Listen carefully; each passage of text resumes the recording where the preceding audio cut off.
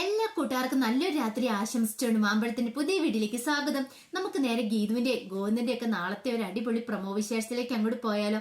നാളത്തെ പ്രമോ വിശേഷത്തിൽ കാണിച്ചിരിക്കുന്ന പറഞ്ഞിട്ടുണ്ടെങ്കിൽ രഞ്ജുവും ഗീതുവും തമ്മിൽ നേർക്ക് നേർ പോരാട്ടം നടത്തുവാണ്. അതിന്റെ വിശേഷങ്ങളും അതോടൊപ്പം തന്നെ രഞ്ജുവിനെ എങ്ങനെ അറക്കൽ കുടുംബത്തിൽ നിന്ന് പുറത്താക്കാം എന്ന് ഗീതു ഇങ്ങനെ ചിന്തിച്ചുകൊണ്ടിരിക്കുകയാണ്.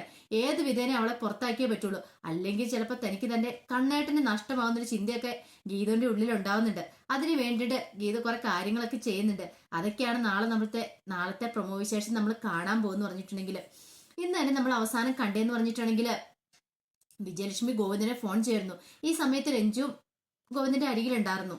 പിന്നീട് വിജയലക്ഷ്മി ധ്യാനിനെ കുറിച്ചൊക്കെ പറഞ്ഞു കഴിഞ്ഞപ്പോഴത്തേനും രഞ്ജുവിന് സഹിച്ചില്ല. രഞ്ജു പെട്ടെന്ന് ഫോൺ മേടിച്ചിട്ട് അങ്ങോട്ട് കുറെ ചീത്ത പറയാണ് വിജയലക്ഷ്മിനെ. നിങ്ങൾ ഒറ്റയെടുത്തി കാരണമാണ് ധ്യാനും തമ്മിൽ അകലാനായിട്ട് കാരണമായെന്നൊക്കെ പറഞ്ഞിട്ട്. ഇത് കേട്ട് ഇനി വിജയലക്ഷ്മി വല്ലാത്ത സങ്കടം വരുന്നുണ്ട്. പിന്നീട് ഗോവിന്ദനോട് പറഞ്ഞു, ഞാനൊരു തെറ്റും ചെയ്തിട്ടില്ല ഗോവിന്ദേ, അതൊക്കെ അവളുടെ വെറും തെറ്റിദ്ധാരണ മാത്രമാണ്.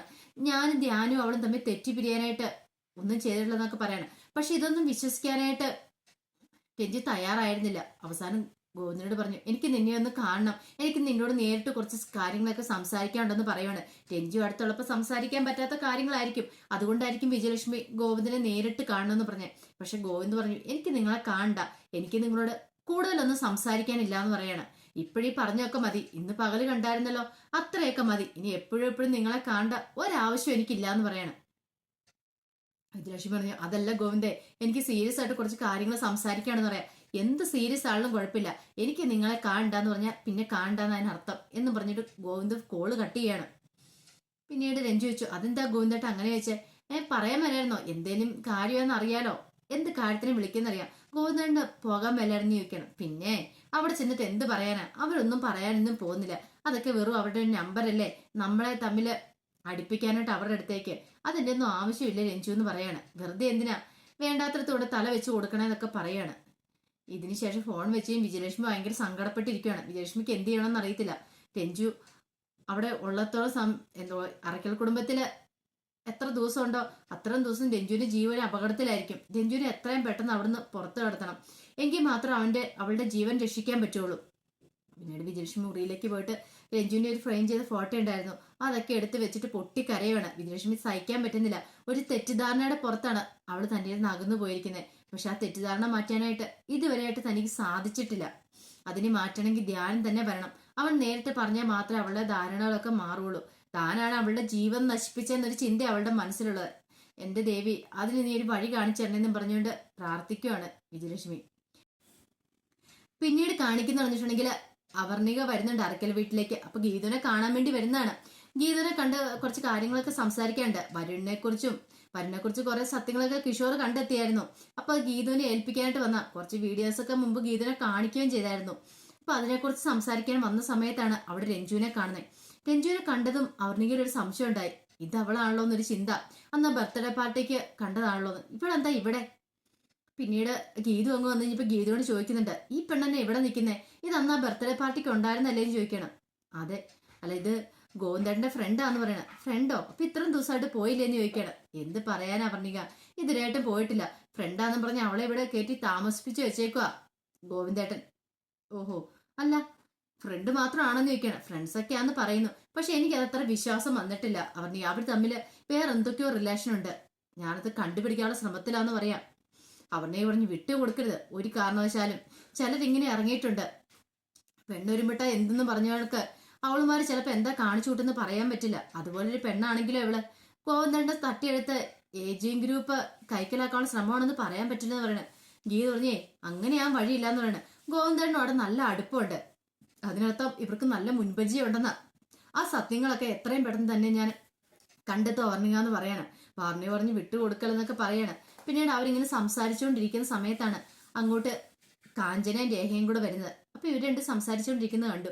പെട്ടെന്ന് കാഞ്ചന പറയണം, എനിക്ക് ഗീതുപാപ്പയുടെ കാര്യം ഓർത്തൊരു സങ്കടം വരുന്നുണ്ട്. ഗോവിന്ദമാമ എന്തൊരു ദുഷ്ടനാന്ന് നോക്കിയേ. ഒരു പെണ്ണ് വന്നു കഴിഞ്ഞപ്പോഴത്തേനും ഗോവിന്ദമാമയ്ക്ക് എപ്പോഴും ആ പെണ്ണിന്റെ പുറകെ നടക്കാനേ സമയമുള്ളൂ. പാവം ഗീതുപാപ്പനെ മൈൻഡ് ചെയ്യുന്ന പോലും ഇല്ല. ഞാൻ ഇതിനു മുമ്പ് രേക്കുഞ്ഞിനോട് പറഞ്ഞു ഓർക്കുന്നുണ്ടോ, ആ സുവർണ വന്ന് വരുൺ സാറിന്റെ മടിയിലിരിക്കുന്ന അവസ്ഥ ഉണ്ടായിട്ടുണ്ട്.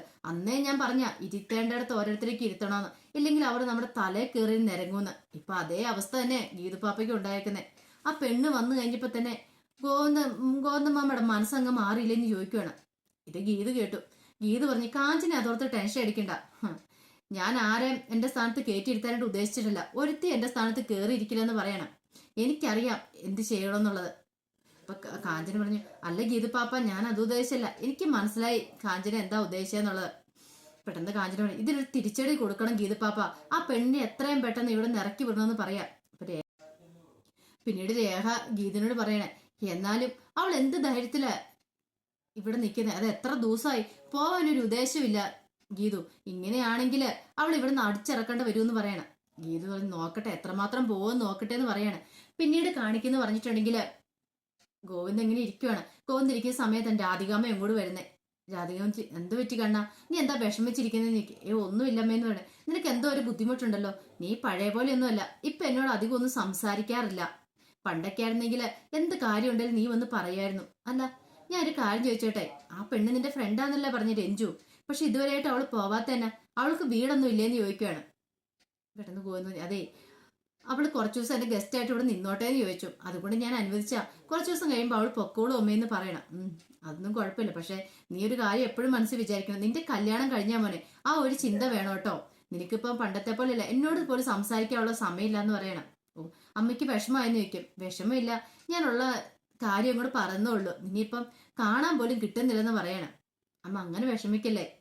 ഇന്ന് എന്താണെങ്കിലും ഞാൻ അമ്മയുടെ കൂടെ ഇരുന്ന് ആഹാരം കഴിക്കുന്നത്. എത്ര നാളായി അമ്മയുടെ കൂടെ ഇരുന്ന് ആഹാരം കഴിച്ചിട്ട്. പണ്ടൊക്കെ ആയിരുന്നു അമ്മ എനിക്ക് വാരി തരുമായിരുന്നു.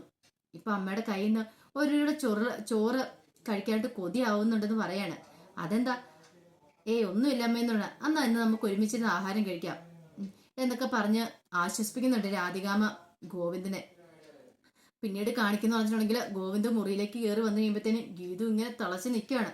ഗീതിന്റെ മുഖം കണ്ടപ്പോ തന്നെ ഗോവിന്ദന് എന്തോ ഒരു പ്രശ്നമുണ്ടെന്ന് വന്നിട്ട്, എന്താ നിന്റെ മുഖം ഇങ്ങനെ വീർത്തിരിക്കുന്നതെന്ന് ചോദിക്കും.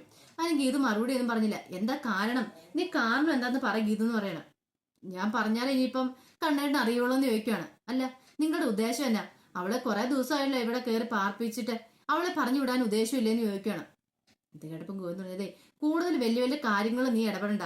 അവളെ പറഞ്ഞു വേണ്ട സമയമാകുമ്പോൾ ഞാൻ പറഞ്ഞു വിട്ടോളാം എന്ന് പറയണം. അപ്പൊ ഗീതു പറഞ്ഞു, എന്നാ ഒരു കാര്യം ചെയ്യാം, അവളെ നിങ്ങൾ നമ്മളുടെ ബന്ധമെന്ന് എന്നോട് പറ. അതെങ്കിലും അറിഞ്ഞു കഴിയണം, എനിക്ക് കുഴപ്പമില്ല. അല്ലാതെ വെറുതെ അവളെ ഇവിടെ നിർത്താൻ ഞാൻ സമ്മതിക്കില്ലെന്ന് പറയണം.